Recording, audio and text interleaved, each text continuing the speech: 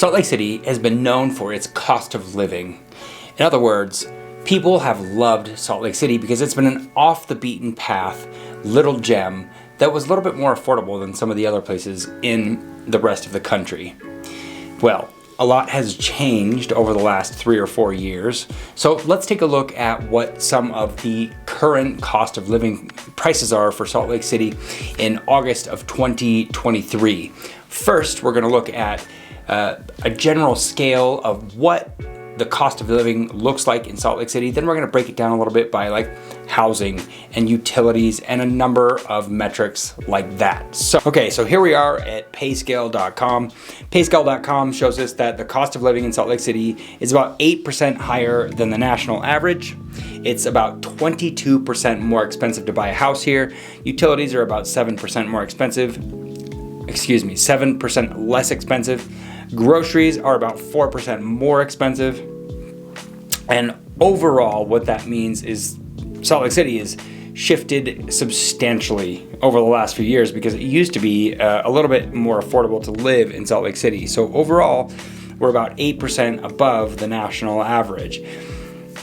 Breaking that down a little bit, the median home price is $551,918, which, let's look at the date on this. I don't see a date anywhere, but if I had to guess, I would say that's from June or July of 2022. Those numbers seem to be. The median rent, $1,678. That's probably about the same time frame. Energy bill, $165. Phone bill, $177. Gas, $3.75. For a loaf of bread, it's $4. Gallon of milk, $2.53. Wow, who says that? A loaf of bread is $4.04. No. Loaf of bread is $4.04. Gallon of milk is $2.53. Carton of eggs, $2.34. Wow, this really must be outdated because I haven't seen a carton of eggs for $2.34 in a long time. We're talking closer to $10 or $12. Bunch of bananas, $3.50. Hamburger, $5.34. So maybe we're in a spot where we should go look at some other places because this data seems a little old to me. So here we are at salary.com. And it's showing us the cost of living in Salt Lake City is about 7.4% higher than the national average. And the cost of living in Salt Lake City did increase throughout the pandemic. It's up 2.3% from a year. Oh my gosh, hiccups, what the hell? We're up 2.3% from a year ago. The largest increases were in transportation, food, and housing. And if you live here, you know that. You know it. Because housing has gone through the roof. So looking at salary.com's cost of living calculator, you can compare the consumer price index and the salary differentials of over 300 different cities.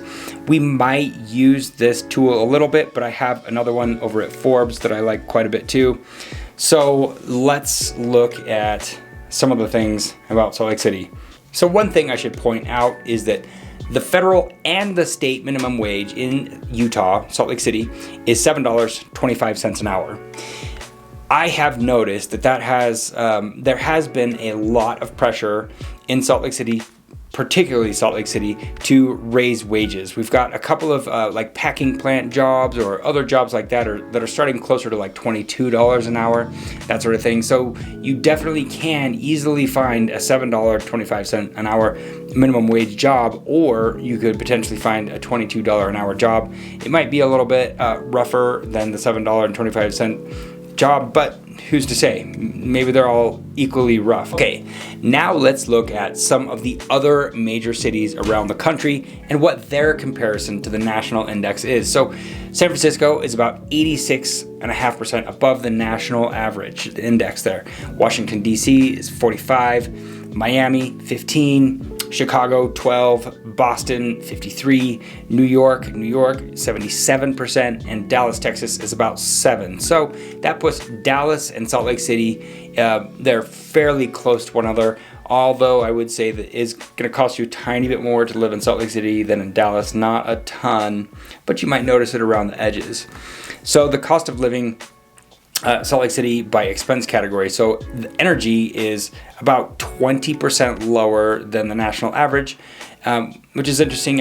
Honestly, you can find different numbers depending on where you look, and it's hard to know with websites sometimes like exactly what time period they're talking about. Maybe this is like the most up-to-date information, and other websites have information from 2022 or 2021 or anyway. So energy looking about 20% lower than the national average. Food is about 26% lower than the national average, and healthcare is about less than 1% lower than the national average. Housing is 3.8% higher than the national average, and transportation is about almost 16% higher than the national average. So if you're going to compare cities, some of the big cities that you might be moving from, San Francisco is about 80% more expensive than Salt Lake City. Washington, D.C. is about 38% more expensive than Salt Lake City. Miami, 8%. Chicago, 5%. Boston, 46%. New York, 70%. And Dallas, Texas is just only 0.3% lower than Salt Lake City. Now moving over to the tool that I like over at Forbes, cost of living calculator, which the other one has a calculator too, but I just feel like the Forbes calculator is a little bit cleaner. And, I did another video about demographic changes in Salt Lake City and what that might mean for us. The first thing I would say is that we are getting a lot of Californians for sure, but one of the biggest places people are moving here from is Clark County, Nevada, which is Las Vegas. That's Las Vegas. So if you're making $70,000 in Las Vegas and you want to live in Salt Lake City, you need to actually earn a little bit more to have the same standard of living. You need to make $75,455 in Salt Lake City to have the same lifestyle you'd have in Las Vegas at $70,000. So it's not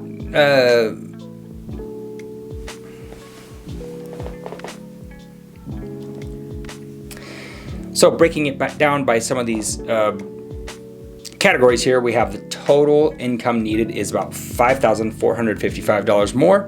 Transportation tends to cost about 3% less than in Las Vegas. Homes tend to cost about 11% more than in Las Vegas. The cost of living in Salt Lake City, Utah is 7% higher than your current city of Las Vegas. Utilities cost about 9% less than in Las Vegas. And something that's very interesting about this is that this number for Salt Lake City, 585,113, that's kind of an old number, I would say. I mean, it's hard to put these things out on the web where you're seeing it every single day, where it's kind of a static publication, you know. The fact of the matter is that right now we are much, much closer to, I would say, $620,000 as the median price home. Let's take a look. Between July and August of today, the average days on market is 44 days. The average list price is $630,000, and the average sold price is $620,000. The number of sales is 3,048. So that kind of gives us the sense that these numbers are slightly old and they might not reflect some of the actual prices that you're looking at, meaning things are slightly more expensive in Salt Lake City than even Forbes is telling us. Apartment rent, it says $1,600. I wouldn't be surprised if it was closer to $1,800. Total energy, that's probably about right, $156. Phone bill, almost $200. I feel like that's fairly standard nationally speaking. Our gas is slightly cheaper, and I would say that lately prices have been a little bit higher than $3.92, but not a ton. So that's some of the stuff. I mean, maybe you want to talk about whole milk costs about 20 cents, 30 cents less than in Las Vegas. Bread is going to cost you a little bit more here. Coffee is going to cost you about the same, a little bit less. Shampoo is going to cost you about the same. Now let's talk about moving here from one of the more expensive places that you could start out from. I'm using some information from the Kem Gardner Policy Institute. They published a study about the immigration trends in Salt Lake City and all of Utah. And looking at their table for the Wasatch Front, they're saying that the number one place that people are moving to Salt Lake City from, well, Utah from, are Los Angeles. From Los Angeles, California, second Maricopa County, Arizona. Then we have Las Vegas, Seattle, Rexburg, San Jose, San Diego, Riverside, Honolulu, and San Bernardino County. So you can see a couple of those are from California and a couple of those are from Arizona, the places that you would expect. It's kind of the Intermountain West, right? We all kind of like move within like a sort of a zone that we're all fairly familiar with. So taking this data, we know that most people are coming from Los Angeles. So let's look at Los Angeles.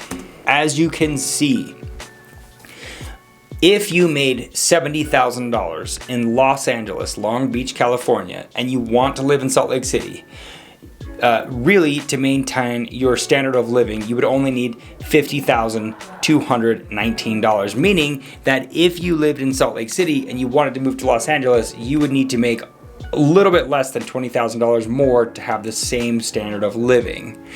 So that means great things for people from California, but it also tends to mean that we get people moving here who are paid a little bit better, have a little bit more money, their expenses are, they're used to their expenses being a little bit higher. So for instance, something that we saw in the run-up during the pandemic was that people were putting down cash and they would pay way over asking price because, you know, if asking price is $400,000 and they're paying $500,000, it's still $1 million less than the house they were selling in Los Angeles, right?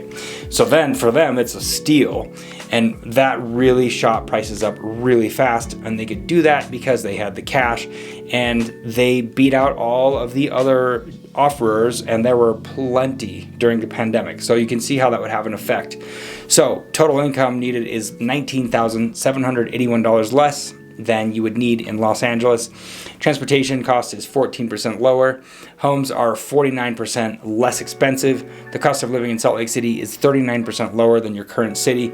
Utilities tend to be 17% lower. So pretty much everything is less expensive in Salt Lake City or Utah than it would be, in Salt Lake City, than it would be in Los Angeles, California. Going back to the number that I showed you of 630, even at 630, and I have to say, if the price in Salt Lake City has gone from $585 to $630 since this was published, I would be willing to bet that the price in Los Angeles has gone up a little bit too. So let's just say $1.12 million. That's still almost double the price of Salt Lake City, right? Apartment rents are almost double in Los Angeles. Total energy, fairly similar. Phone bill, fairly similar. Gas is much more affordable here. Doctor visits are a little bit more affordable. Dentists a little bit more affordable. Optometrist and prescription drugs are less affordable here, which is kind of surprising.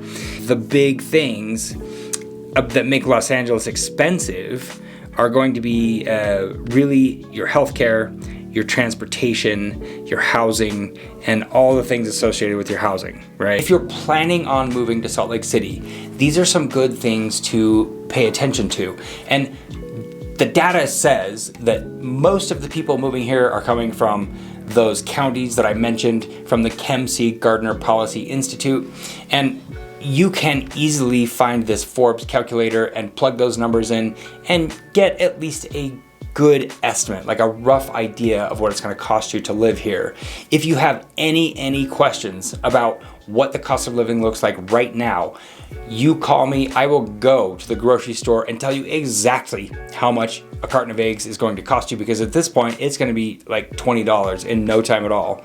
I really seriously enjoy hearing from all of you who reach out to me to help you get where you want to go. I want to thank Corey T for reaching out. I want to thank David R for reaching out, and I want to thank Heather P for reaching out since the last video I made.